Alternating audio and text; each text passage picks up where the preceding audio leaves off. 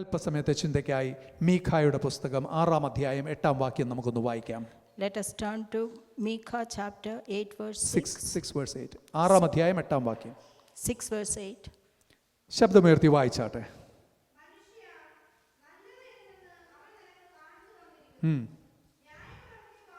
ന്യായം പ്രവർത്തിപ്പാനും ദയാതൽപരനായിരിക്കാനും നിന്റെ ദൈവത്തിൻ്റെ സന്നിധിയിൽ താഴ്മയോടെ നടപ്പാനുമല്ലാതെ എന്താകുന്നു യഹോവ നിന്നോട് ചോദിക്കുന്നു. And in 6 verse 8 it says that the Lord had told the man, "Oh man, what is good and what does the Lord require of you? To do justly and love mercy and walk humbly before the Lord." മീഖ എന്ന പ്രവാചകനിൽ കൂടി കൊടുക്കുന്ന ആലോചന വളരെ കർശനമായ സ്പഷ്ടമായ ഒന്നാണ്. And the prophecy that was given through Micah was a very strict one. അവിടെ പറയുന്ന ഒരു കാര്യമുണ്ട്, നല്ലത് എന്താണെന്ന് ഞാൻ നിനക്ക് കാണിച്ചു തന്നിട്ടുണ്ട്. And it says there that I have shown you what is good.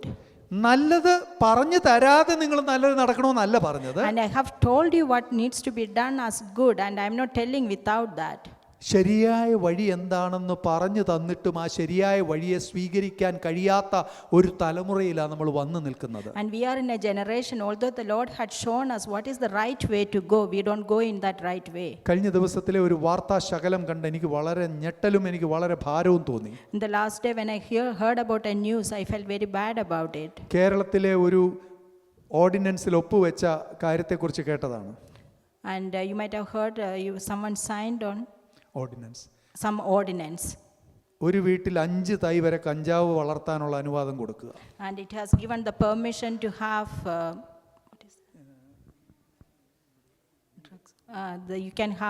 you can grow weed in a house for 5. നോക്കൂ, സാംസ്കാരിക സാൻമാർഗിക പാഠങ്ങൾ പഠിപ്പിച്ചിരുന്ന ഒരു സ്കൂളിലൊക്കെയാണ് നമ്മളൊക്കെ പഠിച്ചത് അല്ലേ? And when we were back in Kerala, we used to have very good school which teach you only the good things. നല്ല കഥകളും നല്ല മാർഗനിർദ്ദേശങ്ങളും പഠിപ്പിക്കുന്ന കാലമുണ്ടായിരുന്നു. And we used to hear only good story and the right way what we should do. അതെല്ലാം എടുത്തു മാറ്റപ്പെട്ടു. And now it has all been removed. മതമില്ലാത്ത ജീവൻ എന്ന് പറഞ്ഞ chapter വരെ വന്നു. And there had been chapters now without any religion. അത് മാത്രമല്ല, അങ്ങ് നിയോ ലിബറലായിട്ട് ഒത്തിരി കാര്യങ്ങൾ വന്നു, മനുഷ്യനെ വഴിതെറ്റിക്കുന്ന കാര്യങ്ങളെല്ലാം വന്നു. And there are a lot of things that has come that can take man away from the good മനുഷ്യന്റെ things. ബുദ്ധി കൂടിയിട്ട് കുഞ്ഞുങ്ങൾ തെറ്റിപ്പോകുന്നതിന്റെ കാരണം ഇപ്പോൾ ഒത്തിരി പൈസ കൊടുത്ത് ഇത് ചെയ്യേണ്ടതുകൊണ്ട് അവരൊക്കെ വീട്ടിൽ നിന്ന് മോഷ്ടിക്കുന്നു, അല്ലെങ്കിൽ പ്രശ്നം ഇത് വീട്ടിലുണ്ടെങ്കിൽ വലിയ പ്രശ്നം വരികയെന്നാണ് പറയുന്നത്. And because the children, they are actually doing the theft things outside, they are saying that if you do that things at home, then it would not happen outside. സ്വാതന്ത്ര്യം കൊടുത്ത് ഏറ്റവും തെറ്റിലേക്ക് നടത്തുവാൻ ഉതകുന്ന രീതിയിൽ നിയമങ്ങൾ പോലും നിർമ്മിക്കുന്ന ഒരു കാലത്താണ് നമ്മൾ വന്നിരിക്കുന്നത്. We are in such a situation or in the world that they have making law which where you can go away from the true things. മനുഷ്യ, നല്ലതെന്താണെന്ന് ദൈവം നിനക്ക് കാണിച്ചു തന്നിട്ടുണ്ട്. Oh man, the Lord had shown you what is good. ന്യായമായ കാര്യങ്ങൾ ചെയ്യുക, ന്യായമായ കാര്യങ്ങൾ മാത്രം ചിന്തിക്കുക, ദയാതൽപരനായി ദൈവഹിതം അനുസരിക്കുക, അതല്ലേ കർത്താവ് നമ്മെക്കുറിച്ച് ആഗ്രഹിക്കുന്നത്. What Lord wants us to do is to think justly and do the just things and love mercy. അവിടെ കൊണ്ട് മാത്രം കഴിയുന്നില്ല. And it is not just that. ദൈവത്തിൻ്റെ സാന്നിധ്യത്തിൽ ദയാതൽപരനായിരിക്കുന്നതിനെക്കാട്ടിൽ അപ്പുറം താഴ്മയോടെ നമ്മൾ നടക്കണം. It is not just that instead of being in the presence of the Lord, you have to love mercy and you have to humble yourself in the presence of the Lord. ഏറ്റവും ആവശ്യമായ ഒരു ക്വാളിറ്റിയാണ് humility, അല്ലെങ്കിൽ താഴ്മ എന്നത്. And the best thing, the great thing that you should have is that you have to be humble, or you should have that humility. കർത്താവ് തൻ്റെ കൂടെ നടക്കുവാനും തന്നോടുകൂടെ ഇരിക്കുവാനും താൻ അയക്കുന്നിടത്ത് പോകുവാനും തൻ്റെ സന്ദേശം കൈമാറുവാനുമായിട്ട് ചിലരെ തിരഞ്ഞെടുത്തു അല്ലേ? Jesus had chosen few people so that they can walk with them and he can send them into different places so that they can give Lord's message. അവരെ വിളിച്ചപ്പോൾ കർത്താവ് യഹൂദന്മാരുടെ പ്രമാണിമാരിൽ ഒരാളായ നിക്കോദേമസിനെ വിളിച്ചെന്ന് അവിടെ എഴുതിയിട്ടുണ്ടോ?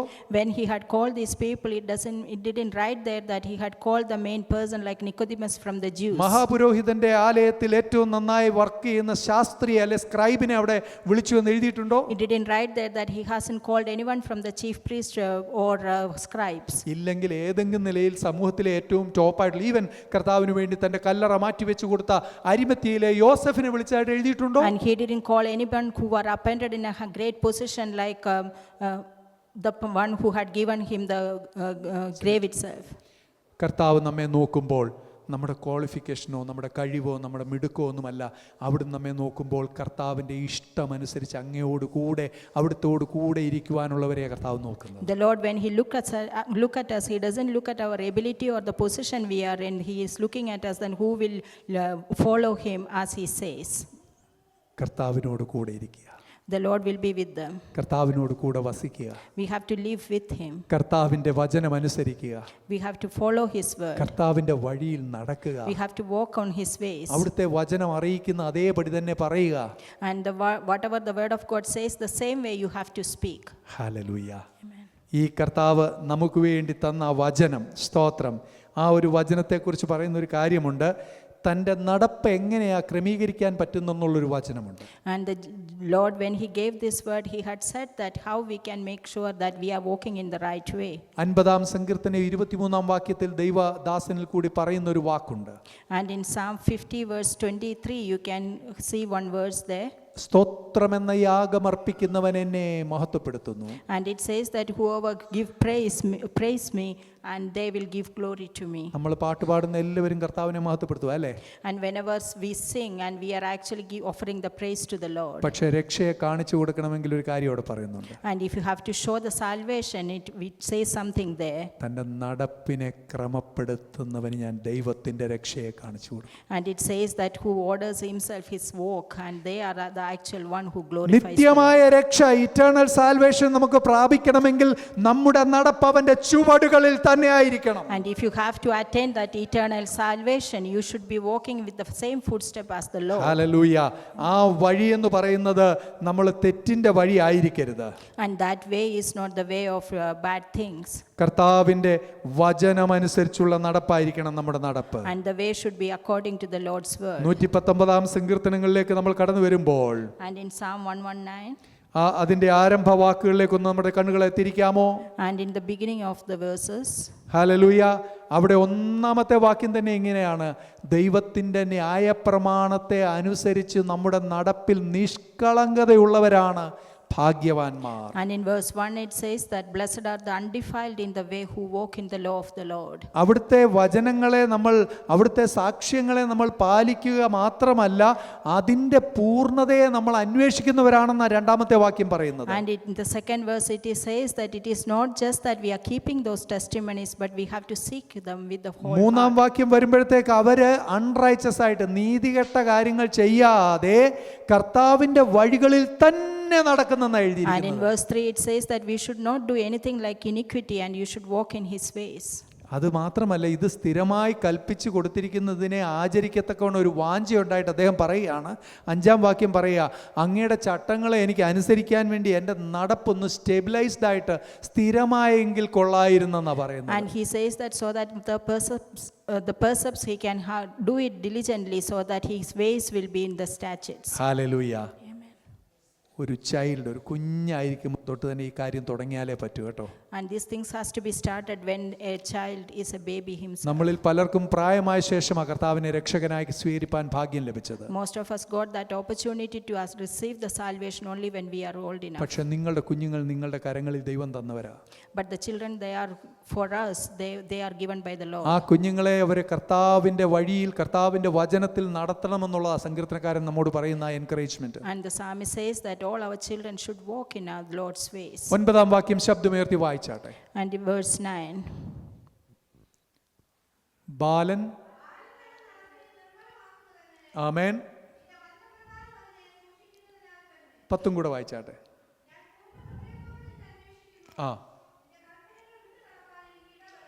അപ്പം നടപ്പിനെ നിർമ്മലമാക്കണം, അതിനെ സൂക്ഷിക്കണം, മാത്രമല്ല വിട്ടു നടപ്പാൻ, നടപ്പ് വഴിമാറി നടക്കാതിരിക്കാൻ കൽപ്പനകളെ സൂക്ഷിക്കണം. And in verse 9 and 10 it says that how a young man cleanses his way, he has to walk according to the word, and also he has to walk with the whole heart and not wander from the commandments. Hallelujah. എങ്ങനെയാ ഇത് സാധിക്കുന്നത്? And how it is possible? ഒരു വാക്യം എന്നെ വളരെ സ്പർശിച്ചു കേട്ടോ. And there is a verse which actually touched me. പൗലോസ് എഴുതിയ കൊരിന്ത്യർക്ക് എഴുതിയ 1-ാം ലേഖനം 15-ാം അധ്യായം 33-ാം വാക്യം ഒന്ന് വായിക്കാമോ? And 1 Corinthians chapter 15 verse 35. അവിടെ നമ്മൾ ചതിക്കപ്പെടാതിരിക്കാനുള്ള ഒരു വാണിംഗ് ആണ് തരുന്നത്. And there it says something that so that we will not get cheated. 33 33.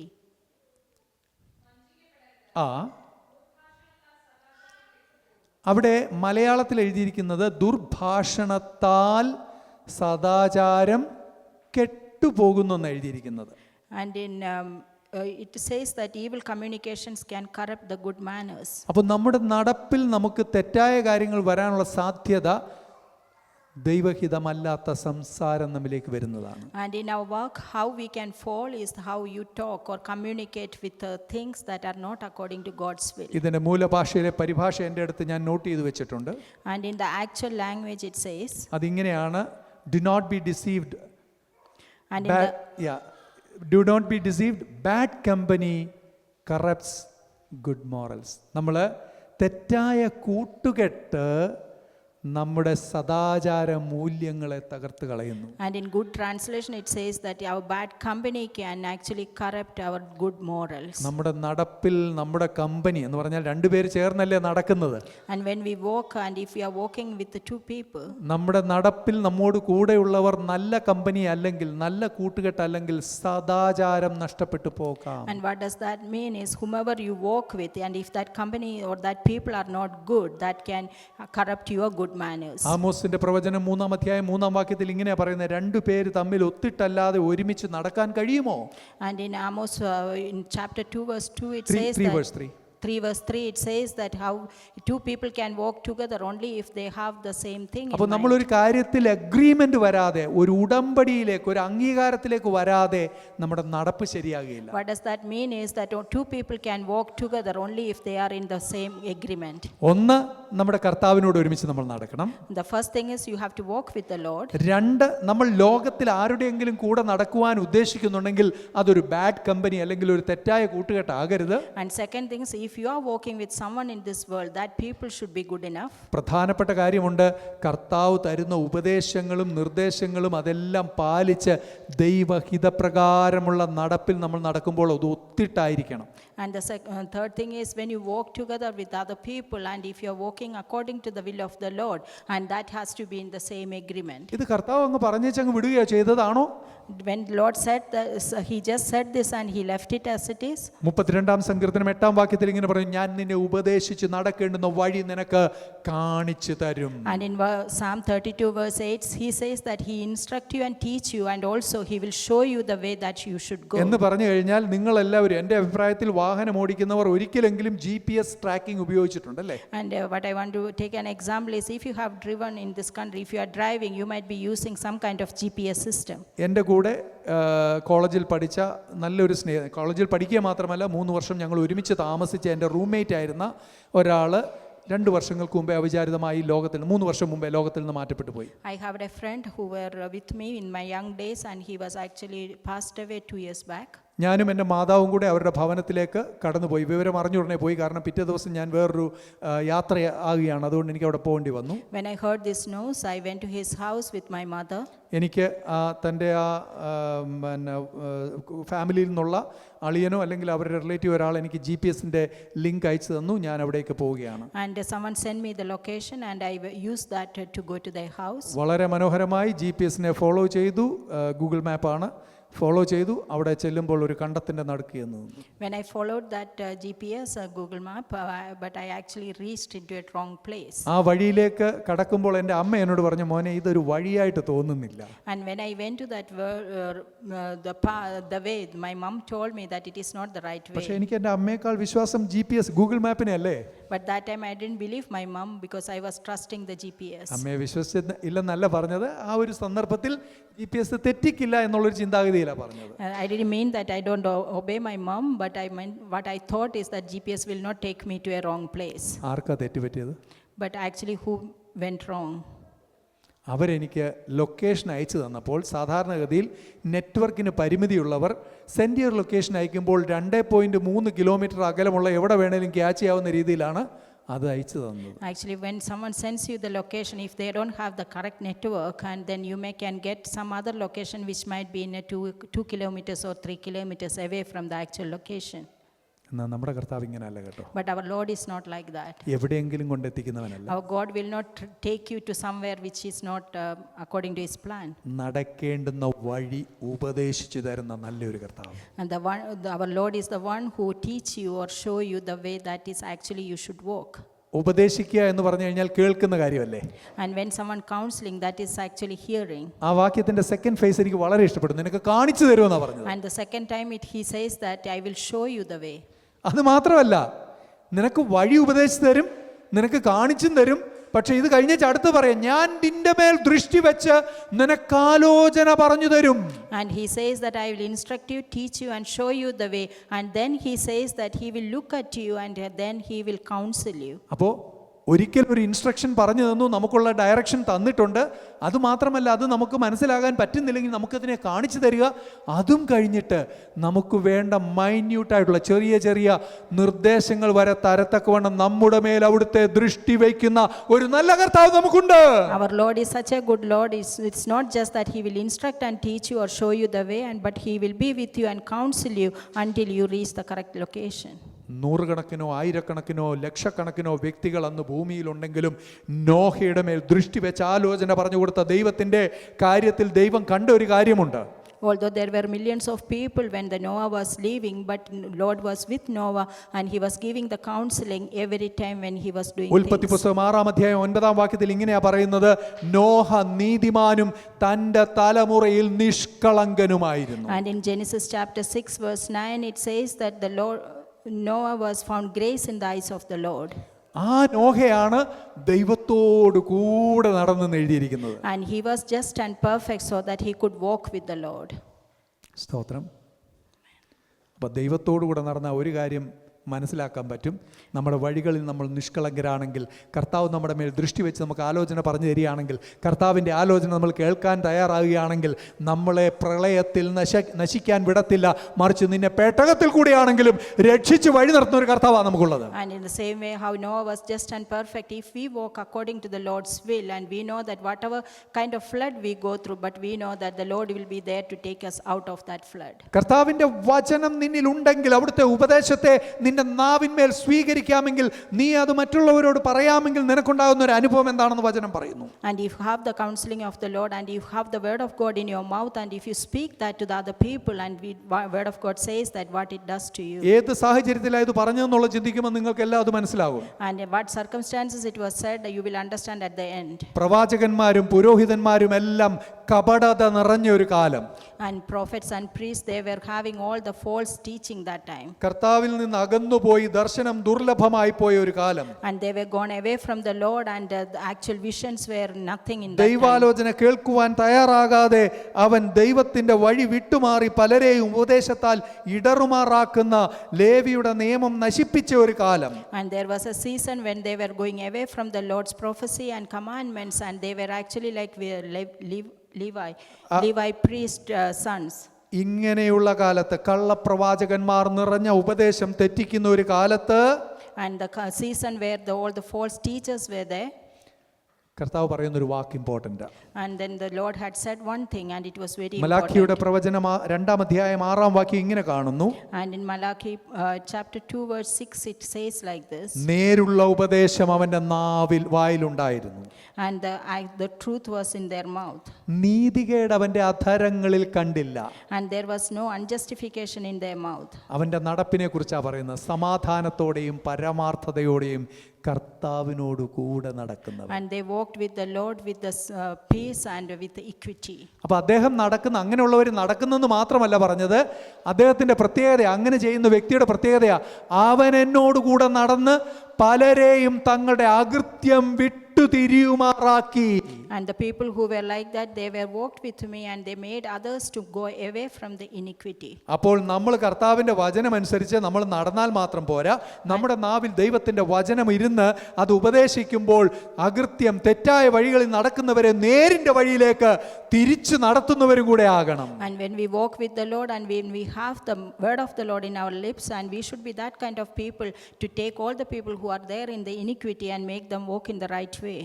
കർത്താവ് ഒരു വലിയ ജനതയെ മരുഭൂമിയിലൂടെ നടത്തിയത് നമുക്കറിയാം.